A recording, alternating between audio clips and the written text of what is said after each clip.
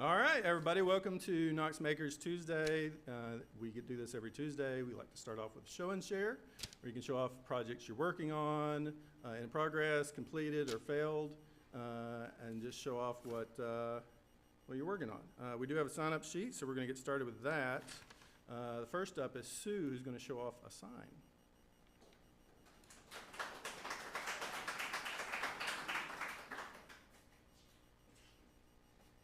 Yes, for a change, I am not going to do anything with fiber.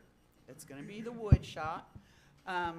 Most of you probably have seen the signs in each of the zones with the zone name on them. Well, as I got moved out of Bay 2 into Bay 1, I decided to go ahead and rename my zone at that time and have it be Fiber Arts instead of Fabric Arts. Well, that meant that my sign was bad. So I ended up asking someone to laser cut the new letters for me. That was done. They gave me the letters. And so this weekend, I worked on taking the old letters off and putting the new letters on. Well, when I went to take off the old letters, what I didn't realize was how much material, I don't know if you can see the depth there, would be removed. Also, fiber is one letter shorter than fabric. Yeah, so, okay, I'll just paint over it. I'll just keep moving, keep moving.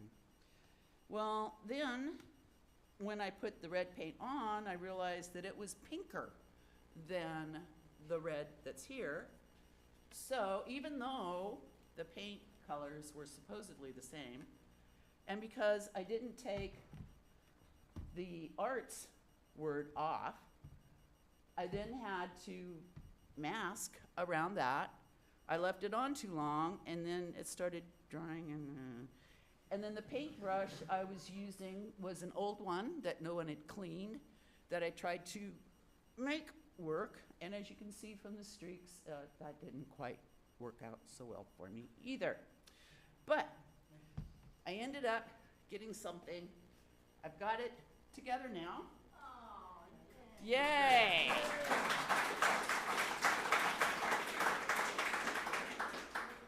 And hopefully it won't drive Isaac nuts.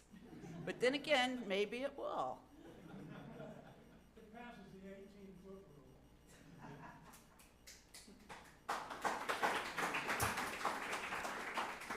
All right, thank you, Sue. Next up, Isaac's going to show off the little project that we've been videoing for the promo and talk a little bit about that. So, Isaac?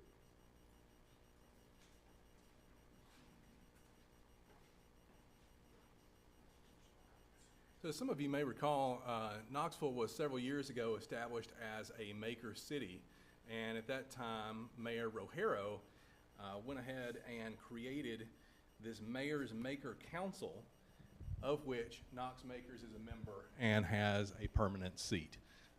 We also have the Knoxville Entrepreneur Center, who created this Maker City concept and who manages the Maker Summit, which happens each year. The Maker Summit is coming up in September. I believe it's the weekend of the 16th through the 18th. And in celebration of all this, we were asked to help them produce a promotional video celebrating all these things happening and touting Knoxville as the Maker City. And so the logo that we're showing you right now is the logo of the Maker City, which we made using the laser cutter. John Dale Tracy and I cut the parts out for this on the laser cutter out of various pieces of colored acrylic. And the pieces, you assemble them together and then mix up a black plastic epoxy and fill in the spaces in between as if to grout it together. So it's really a quite simple process that makes a unreasonably nice result, I think, that gives that sort of stained glass sense. So this is a technique that, as far as I know, Tracy originated. I learned it from a class that she taught. And I made John Dale and Tracy do all the actual labor on this. But they insisted that I had to be in front of the camera since they did the work already. And so now I'm just sort of talking shit so that this guy can like record pass after pass after pass so they can cut this all together. I think we're square now, so I appreciate y'all. You want to pass that to the screen, you can leave that. Okay, so we'll just leave this up so he can go look at the screen again. So the Maker City Summit, in case you're not aware, is oriented towards makers of all stripes, most especially those makers who create things and then sell them, perhaps as a primary business and perhaps as a side hustle. And so it's really congruent with the maker market that we have coming up this Sunday. It's really targeting that same segment, whereas our maker market, of course, is an opportunity to actually show and sell your products. This Maker Summit is an opportunity to hang out with other folks who do that and learn how to do that better and talk about the trials and tribulations of doing that. So we're certainly invited to participate, and indeed I think Mary Tom and I are going to be doing a demo of the toy adaptations like we do each Christmas season for the Toy Tech program. So I'll be there, and it'd be neat if I saw y'all. Appreciate y'all's tolerance in all this. All right, thank you.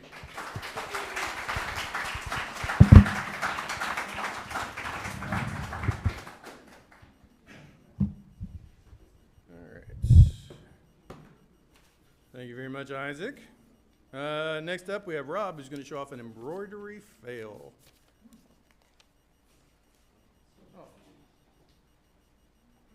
So I thought I would do an embroidery fail only because Russell of the lamp, Billy, is not here today.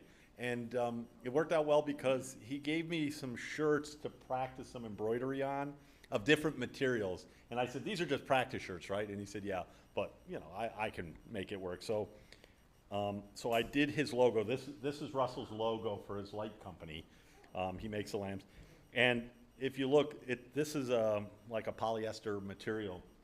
It's got a lot of pulls in it and everything that I don't like to, I probably should have done a better stabilizer. The stabilizer that I used in the back here is it's called a no-show, and on a very light fabric, it's really nice because you don't see the outline of it in the shirt, and this is a very light material. The problem is you can see the letters are puckering, and I had to even reduce the pull. The thing is, this looks pretty good. It doesn't seem like it's a fail, except if you don't pay attention to the sewing needle, and what happens is when you take the hoop and you slide it underneath, I was very careful to make sure none of the shirt was in where the needle was going to go, but what I didn't notice was that a piece of the underside of the shirt had folded up under the hoop, and if you look at the right here, you can see where I had to cut it away from the edge of the letter A. So, but Russell's not here, so he doesn't know, and I'm going to say maybe there were moths that eats, yeah, that eats. He does know. What's that? He does know. No, he doesn't. He does. He's watching right now. Hi, Russell. Don't worry about the hole in the shirt. I figured he was probably watching. So I have another shirt that I did for him, and that one worked out okay. I spent the extra time to check the top and the bottom of the hoop. So that was my embroidery. Always check both sides of the fabric. Brian. Put a patch up there. That's true. I could put some patches on here. We'll put them all over. Just yeah. Or you can cut the sleeves off. That's right. I'll do that tear-off look, right? You just tear them off, make them look good. I don't know. I think it looks. You could tell people it's a bullet hole. I use a Brother SE 1600, 1900. It's a single needle embroidery machine, and I think I showed Sue. It converts from embroidery to sewing. But if we get one here, you know, I think that's a really nice machine. It can do a 5x7 in a multiple, and you of course can go much larger if you do them in multiple pieces. And this whole embroidery thing probably took less than 5 minutes for the machine to stitch out. So I did do all the digitizing for him. So question? So you talk about the backing prevents the pucker. Did you just have to make a stiffer backing? Or what did you do? So yeah, it's called stabilizer, and there are lots of different stabilizers, and you use different stabilizers for different machines. This probably, to make this not pucker at all, I think if I brought the tension down even more, plus did a double stabilizer, maybe a cutaway and a washaway stabilizer. There are stabilizers that you have to cut around. There are stabilizers that you tear off They're more papery. There are stabilizers that are very stable, and as soon as they go in the laundry, they dissolve, right? And this is called a no-show stabilizer. It's like a piece of cloth that helps hold it. And all it does is, with the fabric, it keeps the fabric from moving out from underneath it. The other issue on something like this is, when I hooped this, I used a standard hoop, and I don't know if you see it now, you don't see it, but I can see there's a little mark where the hoop is that'll wash out. But if I pull that fabric ever so slightly in the hoop, which happens with a hoop, if you know an embroidery hoop, when you push it down, it tauts the fabric ever so slightly.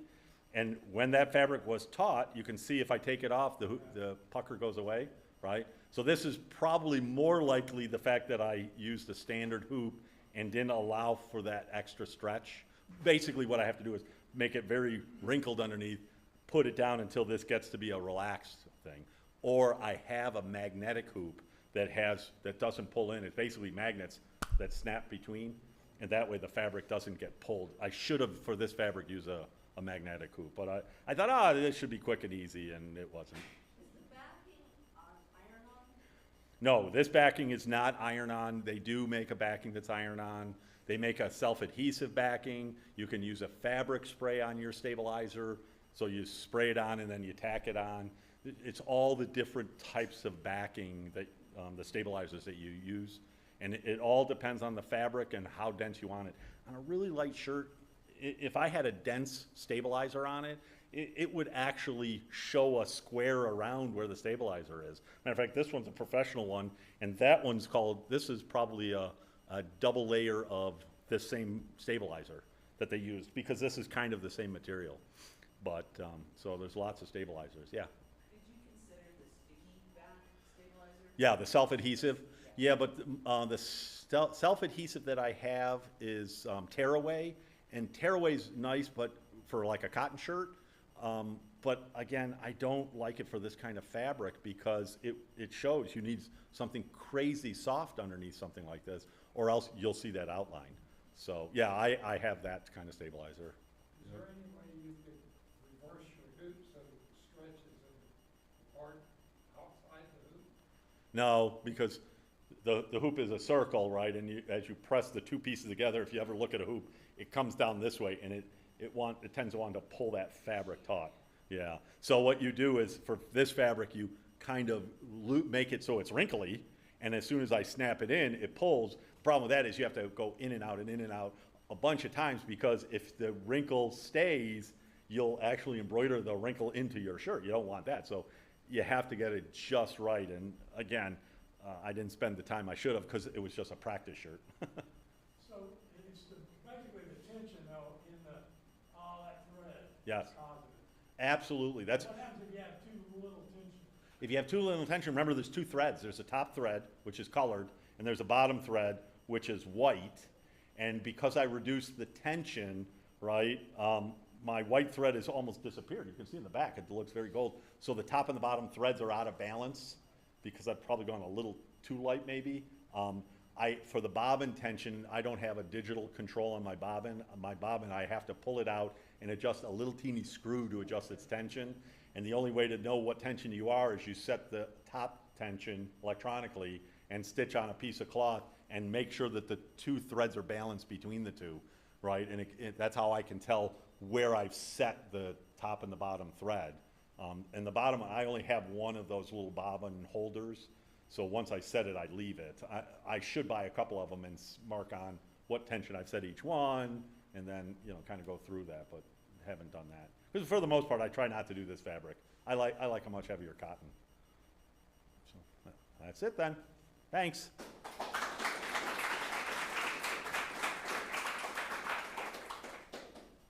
Thank you for that, Rob. And I believe we're going to order the same embroidery machine here. Is that right, Sue? Yeah. So I think that's already in the works. We got a grant for that. So very cool. That's the end of the show and share. Does anybody not on the list that wants to show something? Yes. Didn't actually make anything here, but it was something that I kind of stumbled upon. I don't know if any of you get the Pellissippi State College adult education flyer that shows up every few months. And I was about to sign up for a Bob Ross painting course and all that, but I noticed in the back there was a little course in there, free CNC machining course. And so I go, well, free, that sounds good.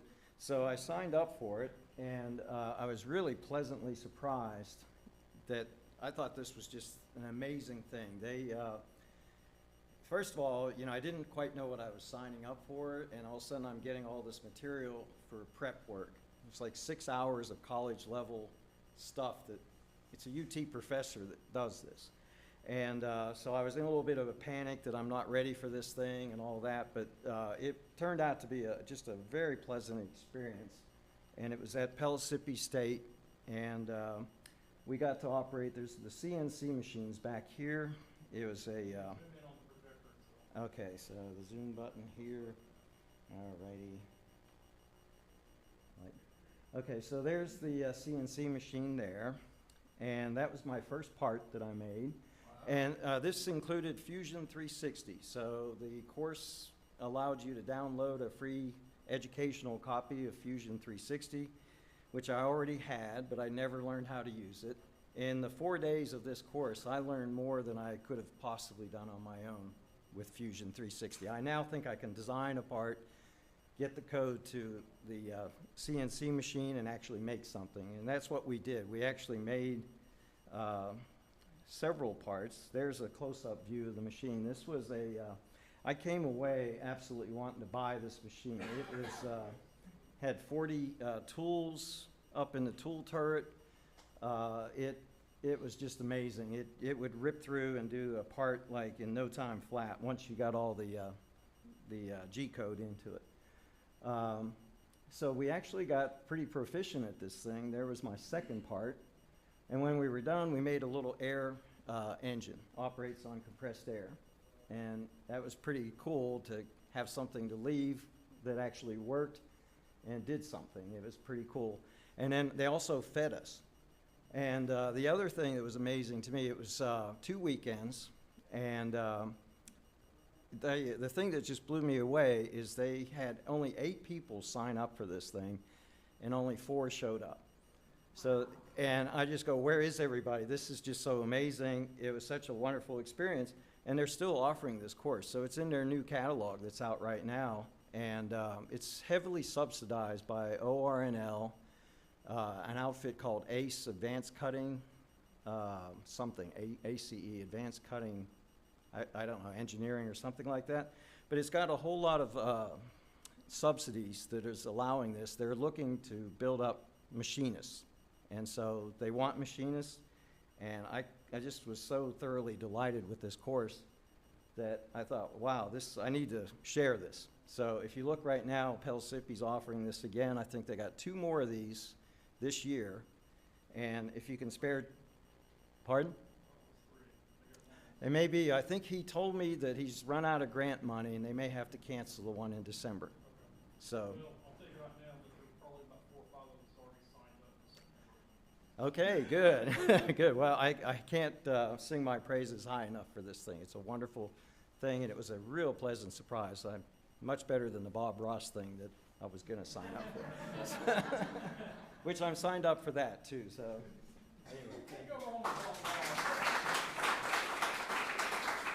All right, thank you. Anything else? Going once, going twice? All right, so we do have a few classes on the calendar. Obviously, this Sunday is our Makers Market. We have a lot of people who volunteered to help run the thing. We've had a cleanup day this past Sunday, so a big thank you to everybody who showed up and did the cleanup and work. It was a big help, and we're going to have a huge amount of volunteers to help run the show on Sunday, so I hope everybody shows up for that. Next Thursday, we're having Woodworking 101 and our new members onboarding on Thursday. Next Saturday is a laser cutting class, and then next Sunday is a MIG welding class, and then that's also our board meeting. If you're a member, all members are welcome to go to any board meeting. We'll have a link on our thing. Specifically on the Makers Market, we do still need some help sweeping and cleaning throughout the space. So if everyone here could spend like 5 minutes finding anything that is dirty and cleaning it, it would go a long way. We still have a few things to clean throughout the shop. Duskin wanted to mention that she's wanting the show-off shelf to have representation from every zone if it doesn't. So if your zone or involved in a zone and it doesn't have representation on the show-off shelf, please talk to Duskin, and she will make sure and get you hooked up there. We need volunteers for the trash and the filters. Can I get a volunteer to change the trash tonight? Yes, got one there. And volunteer for the filters? All right, perfect. Also, if it hasn't been found yet, did we ever find out who had their lights on? There's a car out in the parking lot, a Volvo, I think, that has its lights on, so you should maybe check on that. So I think that is it. Yes. What are we gonna do about parking on Sunday? We have channels where we're talking about that. There are plans for it. Some of the local businesses around us have allowed us to use their parking for that, and then you can walk over. We also have some parking out there. We're gonna have we have volunteers who are gonna come and be parking attendants to help guide people where to go. If you want to volunteer and you haven't yet, we're doing most of that on Mattermost, so speak up on there and we'll get you hooked up to the right places. Okay? I think that is it for tonight, so we're gonna go and have fun in the shop. Please remember, if you see something dirty, to clean it. Like I said, if everybody could spend 5 minutes, I think it would make a big difference. So, all right, that's it.